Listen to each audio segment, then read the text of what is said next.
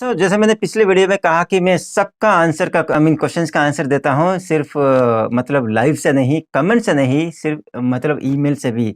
मतलब आज मैं क्वेश्चंस का सवाल दूंगा जो ईमेल किए हैं मेरे को, और आप सबसे भी शेयर करूंगा कि क्या क्या केस है और क्या क्वेश्चन है, क्या जवाब है, ताकि सबको ये हेल्प हो सके। तो चलिए आज का वीडियो शुरू करते हैं। Tired of watching many YouTube videos on visa tips but still not satisfied? I will help you with my experience and knowledge. Subscribe my channel for regular videos. Thank you. आज हम 4 case के बारे में discuss करेंगे। हर case अलग है, तो मतलब ये इंटरेस्टिंग होगा आज वीडियो। मतलब तो पहला सवाल है कि मिस्टर ब्रह्मबुल जिसे, वो एक स्पोर्ट्स पर्सन है। वो कहते हैं कि he is athlete and he is a wrestler in India, renowned, इनकी जाने माने रेसलर है। और यूएस स्पोर्ट्स कंपनी से उनको मिला है इन्विटेशन, ये कहे कि ट्रायल के लिए या फिर कहे कि फिजिकल टेस्ट के लिए। WWE के बारे में आप सब लोग तो जानते होंगे कि WWE कितना बड़ा स्पोर्ट्स कंपनी है। तो ये कह रहे हैं कि इस बेसिस पे, मतलब ईमेल भी है और कम्युनिकेशन भी है, थोड़ा डॉक्यूमेंटेशन भी है इनके पास, को इस बेसिस पे क्या हम इमरजेंसी वीज़ा अप्लाई कर सकते हैं, ये इनका सवाल है। तो इनका जवाब मैंने दिया हूँ। मैंने कहा हूँ कि unfortunately under expedite visa sports category is not listed. Your case is to attend physical test which shall not be considered as emergency और urgent by consulate officer. In case if you have scheduled match in US, then you would have the positive case. दोस्तों मैंने ये कहना चाहता हूँ कि मतलब ये स्पोर्ट्स पर्सन है, अच्छी बात है, लेकिन जो जिस काम के लिए यूएस जाना चाहते हैं वो सिर्फ ट्रायल के लिए जाना चाहते हैं या फिर टेस्ट के लिए, फिजिकल टेस्ट के लिए जाना चाहते हैं। मतलब ये रीज़न इमरजेंसी या क्या कहते हैं कि एक्सपेडाइट कैटेगरी के अंदर नहीं आता है, तो वो क्वालिफाई नहीं होते हैं। हाँ, अगर कोई फिक्स मैच होता, फिक्स मैच का मतलब कि शेड्यूल मैच होता, हो सकता है कि इंडिया और यूएस के बीच में या फिर यूके और इंडिया के बीच में कुछ भी शेड्यूल मैच होता, तो ये बहुत ही स्ट्रॉन्ग रीज़न बनता था जाने के लिए, क्योंकि वे इमरजेंसी वीज़ा या अर्जेंट बिजनेस केस में आता था। लेकिन ये वहाँ पे नहीं है, सिर्फ टेस्ट के लिए जा रहे हैं। तो सॉरी मिस्टर ब्रह्मबुल जी, आपको ये केस मतलब थोड़ा सा पॉजिटिव नहीं लग रहा है, क्योंकि रीज़न स्ट्रॉन्ग नहीं है। अगर कोई स्ट्रॉन्ग रीज़न बनता है तो डिस्कस करते हैं, तो ताकि आपका केस पॉजिटिव बन सके। तो अगला सवाल है डॉक्टर अवरीत जी से। वो कहते हैं कि I want to apply for B1 B2 visa from India. So I am a doctor in India and I want to apply the visa to get hands on experience in USA. I have this visa sponsorship letter and NIE letter. So can I get a visa under special case? So Will they consider my DS-160 form and give appointment? Please share your contact number. Contact number तो doctor अवरीत जी मैं share नहीं कर सकता इस वक्त, लेकिन ये इतना कह सकता हूँ कि दोस्तों ये कहना चाहते कि ये एक अच्छे जाने माने डॉक्टर है इंडिया में, और वो B1 B2 वीज़ा अप्लाई करना चाहते हैं। द रीज़न बीइंग कि उनको हैंड्स ऑन एक्सपीरियंस लेना पड़ेगा यूएस से, हो सकता है कि यूएस कंपनी से या फिर यूएस हॉस्पिटल से। तो मेरा जवाब उनको है कि mister doctor Avrit, below are the exact requirement from embassy for expedite visa. However, let me know, put across the requirement in short. Anyway, मैं क्या पढ़ रहा हूँ पता नहीं। ठीक है, मैंने उनको ये भी दे दिया कि मैंने उनको राइटिंग में रिक्वायरमेंट ऑफ एम्बेसी भी दे दिया हूँ, वो पढ़ सकते हैं। आपसे भी शेयर करता हूँ क्या एम्बेसी से रिक्वायरमेंट है। सबसे पहले एम्बेसी का रिक्वायरमेंट है कि evidence of a necessary training program in the United States of 3 months duration or less, to include letters from both the local employer and the US company providing the training. Okay, both letters should include detailed explanation of the training and explain why either the US or a local company will suffer a significant loss of opportunity in an expedite appointment is not available. दोस्तों ये कहना चाहते कि अगर आप US जाना चाहते हैं किसी काम के लिए, जो मैं बिजनेस के बारे में कह सकता हूँ, इनका बिजनेस केस की तरह लेते हैं, वो पूछ रहे हैं कि एक्सप्लेन कीजिए, अगर आप एक्सपेडाइट वीज़ा के अंडर नहीं जाते हैं यूएस, क्या लॉस हो सकता है, आपके लोकल कंपनी में कितना लॉस हो सकता है, कैसे हो सकता है, और यूएस कंपनी को क्या लॉस हो सकता है, कैसे हो सकता है। जब मैं कंपनी कर रहा हूँ वो हॉस्पिटल भी हो सकता है। तो ये है एक्चुअल रीज़न। अगर आप प्रूव कर सकते हैं कि ह्यूज लॉस होगा तो एक्सपेडाइट वीज़ा मिलने में आसान होगी अंडर B1 B2। तो मेरा जवाब है इनके लिए, डॉक्टर अवरीत के लिए, what is a hands on experience in US. दोस्तों इनको बताना पड़ेगा कि एग्जैक्टली वो क्या करेंगे यूएस में, किस तरह का हैंड्स ऑन एक्सपीरियंस से लेंगे। मतलब कुछ क्या बोलते हैं कि मटेरियल एक्सपीरियंस है, मतलब ज़रूरी है, करना ही है, उसके बेसिस पे मतलब यूएस में कुछ हेल्प हो सकता है पेशेंट्स को, या फिर इंडिया में हेल्प हो सकता है पेशेंट्स को। मतलब अगर ये मतलब प्रूव कर पाए तो आसान हो सकती है दोस्तों। थोड़ा सा उनको डिटेल में लिखना पड़ेगा। मैं पूछा भी हूँ, डॉक्टर अवृत अगर ये वीडियो आप देख रहे हैं तो मुझे रिप्लाई कीजिए, please reply me with detail explanation as per my email. Okay, second answer में क्वेश्चन में पूछा हूँ कि what is the financial loss if you don't attend this session.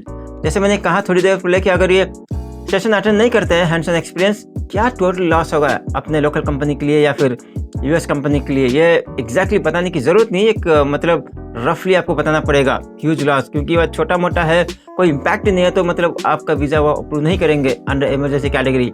Huge loss हो रहा है तो डेफिनेटली करेंगे। स्पेशल थिंग, अगर ये आपका विजिट पब्लिक को हेल्प हो रहा है तो डेफिनेटली मतलब ये आपका पॉजिटिव केस बन सकता है। तो मैं थर्ड क्वेश्चन उनको पूछ रहा कि who will bear this loss, is you, your hospital in India or hospital company in US. मैं ये कहना चाहता हूँ कि मतलब अगर ये ट्रिप नहीं हुआ तो लॉस किसको होगा? आपको। अगर आप इंडिपेंडेंट डॉक्टर है तो आपको होगा लॉस, या फिर इंडिया में जो हॉस्पिटल है कंपनी है उनको होगा, या फिर यूएस में हॉस्पिटल है कंपनी उनको होगा। ये क्लियरली मेंशन करना पड़ेगा, ठीक है, ताकि कंसुलेट ऑफिसर को डिसीजन लेने में थोड़ा आसान हो। और फोर्थ क्वेश्चन इनको पूछा कि how did this hands on experience will help India और यूएस और योर कंपनी। जैसे मैंने कहा थोड़ी देर पहले भी, मतलब ये हैंड्स ऑन एक्सपीरियंस, वहाँ जाके जो भी हैंड्स ऑन एक्सपीरियंस या ट्रेनिंग लेंगे वो कैसे हेल्प करेगा, इंडिया को कैसे हेल्प करेगा, यूएस को कैसे हेल्प करेगा, या फिर इंडियन और यूएस कंपनी को कैसे हेल्प करेगा, या फिर पब्लिक को कैसे हेल्प करेगा, ये क्लियरली मेंशन करना बहुत ज़रूरी है। लास्ट क्वेश्चन मैं डॉक्टर अवृत से पूछा हूँ कि what is the need that you need to undergo this training now, why can't you do this after few months. जैसे मैंने कहा कि पहले मतलब ये ट्रेनिंग अभी क्यों करना है, मतलब अभी क्या अर्जेंट है, कि क्या नेसेसरी है कि अभी करना है। हो सकता है कि अभी करना पड़ेगा ताकि कंपनी का मतलब कुछ हो जाएगा, मतलब लॉस कंट्रोल हो जाएगा या प्रॉफिट हो जाएगा, या फिर पब्लिक को हेल्प हो जाएगा। अगर कुछ भी नहीं इम्पैक्ट हो रहा है तो आप क्यों नहीं 2-4 महीने के बाद कर सकते हैं, अभी क्यों करना है, ये रीज़न देना पड़ेगा आपको। यूएस कंसुलेट ऑफिस को कन्विंस करना पड़ेगा कि इसी वक्त करना पड़ेगा, अगर मैं अभी ये ट्रेनिंग के लिए नहीं गया तो बहुत बड़ा लॉस हो जाएगा, बहुत बड़ा दिक्कत हो जाएगा, ये कन्विंस करना पड़ेगा।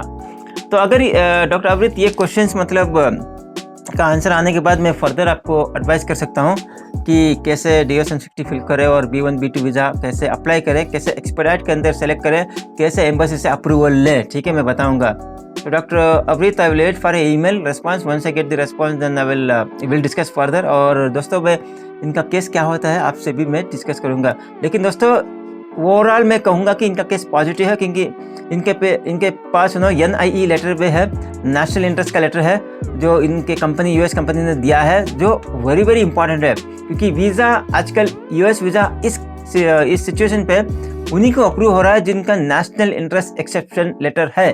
मतलब इसका मतलब यह है कि इनका विजिट नेशनल को, या तो इंडिया को या तो यूएस को हेल्प होने वाला है, तो इसमें 99% वीज़ा अप्रूव हो जाता है। Doctor Avrit, so I know that your case is very positive, it might get approved, but it is better not to apply directly, to get more information, to gather more documentation, then apply, right? That's what I try to ask you more questions. Please reply me, then we'll discuss further. तो चलिए दोस्तों अगले सवाल की, दोस्तों कंचन जी का सवाल है अगला। वो कहते हैं कि hello sir, my husband's visa comes under C1D category, has expired in July 2021. Yes, already applied for renewal in April 2021.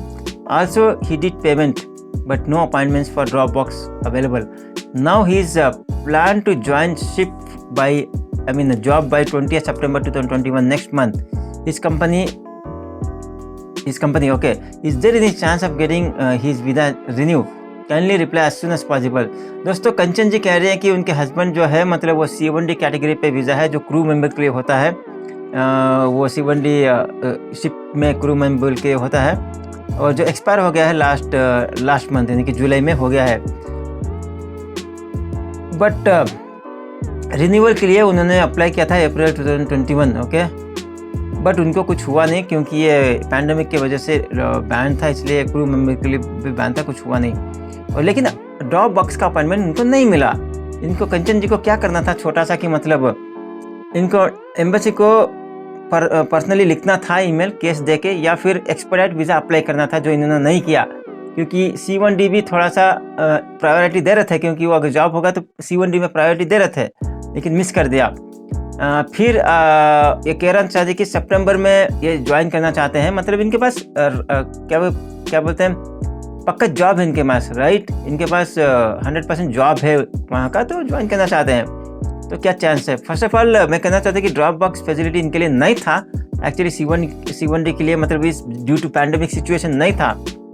अब ये कहना चाहते हैं कि मतलब क्या मैं रिन्यू कर सकते हैं या नहीं। देखिए एक्सपायर हो चुका है, अभी रिन्यू तो नहीं होगा, आपको नए वीज़ा की तरह अप्लाई करना पड़ेगा। एक पॉजिटिव चीज़ आप में ये है कि मतलब आपके पास ऑलरेडी जॉब है। देखिए दोस्तों, अगर कंफर्म जॉब है तो पॉजिटिव केस बन सकता है, आपके पास कंफर्म जॉब नहीं है तो चांसेस बहुत कम है। तो मेरा आंसर उनके लिए है कि मैं नो हाई कंचन, मैं know where is your husband currently, is in US और इंडिया। देखिए इन्होंने कहा नहीं कि मतलब उनके हस्बैंड कहाँ पे है, मतलब US में या इंडिया में। जैसे ये बोल रहे हैं कि उनका हस्बैंड का वीज़ा रिन्यू करना है, इसका मतलब मैं समझ पा रहा हूँ कि वो इंडिया में ही है, इसलिए रिन्यू करके उनको जाना पड़ रहा है US। तो मैं कह रहा हूँ कि I think is in India, since his visa already expired, he can renew his visa if he has confirm job. When I say it is renew, he has to apply for a fresh visa. मैं कहना चाहता हूँ कि वो apply कर सकते हैं, renew कर सकते हैं, क्योंकि उनके पास जॉब है। जब मैं रिन्यू बोल रहा हूँ, रिन्यू नहीं कर सकते, उनको फ्रेशली अप्लाई करना पड़ेगा, ठीक है। He need to apply for a fresh visa and follow further step, जो नॉर्मल स्टेप्स है उनको फॉलो करना पड़ेगा, ओके। और फाइनली मैं कह रहा हूँ कि apply for a new C1D visa and write to embassy for renewal, okay. They shall review a case and advise you accordingly if it can approve now or need to wait for some time. तो देखिए आपको C1D visa apply करना पड़ेगा, DS-160 fill up करके submit करना पड़ेगा। उसके बाद डायरेक्टली आप क्या बोलते हैं, एक्सपेडाइट वीज़ा कैटेगरी में जाके अप्लाई मत कीजिए, क्योंकि ये एक्सपेडाइट कैटेगरी में नहीं आता है। आपको क्या करना पड़ेगा, DS-160 फिलअप करके जो पेमेंट किया है उसका रेफरेंस नंबर देके, सब डिटेल देके आपको एम्बेसी को लिखना पड़ेगा कि मतलब ये दिस आर द बैकग्राउंड और कंफर्म जॉब है, जाना चाहते हैं, नेक्स्ट मंथ सितंबर में जाना है। तो एम्बेसी आपको केस रिव्यू करेगा। अगर कंसुलेट ऑफिसर को लगता है कि आपको जाना है, आपका पॉजिटिव मतलब जेन्युइन लगता है, कन्विंस हो गए, तो आपका केस अप्रूव कर देंगे। उसके बाद आप एक्सपेडाइट वीज़ा अप्लाई करेंगे, उसके बाद आपको डेट ऑफ इंटरव्यू मिलेगा, इंटरव्यू अटेंड करके आप जा सकते हैं, ठीक है। Hope Kanchan, I think you are able to get what I'm trying to say, so you can refer my email also or you can question back in the email, I will try to reply you। तो आज का last case लेते हैं दोस्तों। ये actually question पूछा है बहुत बड़ा, लेकिन मैं पढ़ूंगा नहीं क्योंकि वीडियो लंबा हो जाएगा। तो ये स्वाति जी कह रही है कि मतलब इनके पहले पढ़ देता हूँ कि मतलब क्या लिखा है इन्होंने। ओके, इनके सिस्टर के बारे में लिखा है। इनके सिस्टर के पास वीज़ा था मतलब सबसे पहले, और 1-2 बार रिजेक्ट भी हुआ था उनका वीज़ा। उसके बाद उनको वीज़ा मिला भी, US गई भी, लेकिन अभी उनका वीज़ा क्या बोलते हैं रिजेक्ट हो गया है। तो ये कह रहे हैं कि उनकी सिस्टर अभी US वीज़ा अप्लाई करना चाहती हैं। तो वो एक क्वेश्चन पूछ रहे हैं कि मतलब DS-160 में जब आप फिलअप करेंगे, ये रिजेक्शंस के बारे में लिखना पड़ेगा या नहीं। दोस्तों मैं पहले ये पुराने वीडियो भी बहुत सारे कहा हूँ कि आपको जेन्युइन रहना पड़ेगा, ट्रांसपेरेंट रहना पड़ेगा, आपको हर चीज़ मेंशन करना पड़ेगा। तो मेरा सवाल स्वाति जी के लिए है कि उनके सिस्टर को जब DS-160 फिलअप करेंगे, अपने रिजेक्शंस के बारे में लिखना पड़ेगा। जहाँ पे क्वेश्चन पूछेगा कि did you ever got rejected your US visa, उनको सेलेक्ट करना पड़ेगा यस, ठीक है। और वहाँ पे जब सब कॉलम आएगा कि क्या रीज़न है, वहाँ पे लिख सकते हैं। यूजुअली रीज़न नहीं पूछते हैं क्योंकि वो बोलते ही नहीं है कि रीज़न क्या होता है। 99% दोस्तों किसी को पता नहीं होता कि किसी का वीज़ा क्यों रिजेक्ट होता है। जब बैकग्राउंड लेके एनालाइज करने के बाद ही पता लगता है कि किसी का वीज़ा क्यों रिजेक्ट हुआ है। इसलिए मैं जब पैंडेमिक के पहले जब केसेस आते थे मेरे पास, हम पहले बैकग्राउंड लेके डिस्कस करते थे पर्सनली, उसके बाद ही पता लगता था कि मतलब रिजेक्ट क्यों हुआ होगा, और 99% मेरा एनालिसिस सही होता था।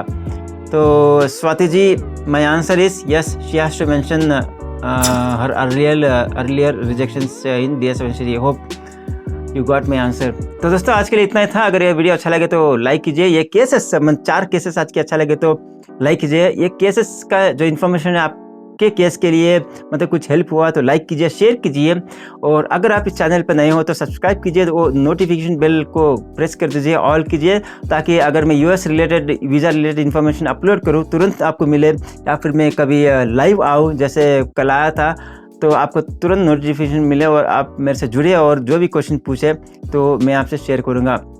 और दोस्तों अगला वीडियो मेरा होगा अगस्त यानी कि अगस्त क्या बोलते हैं सितंबर यूएस एम्बेसी अपडेट के बारे में मैं ऑलरेडी रिसर्च में लगा हुआ हूँ, कम्युनिकेट कर रहा हूँ लोगों से। जैसे ही मेरे को इन्फॉर्मेशन मिलेगा, मैं कल नहीं करूँगा, कल परसों मतलब 1-2 दिन लगेगा मेरे को इस वीडियो बनाने में। तो सितंबर अपडेट में लेके आऊँगा अगला।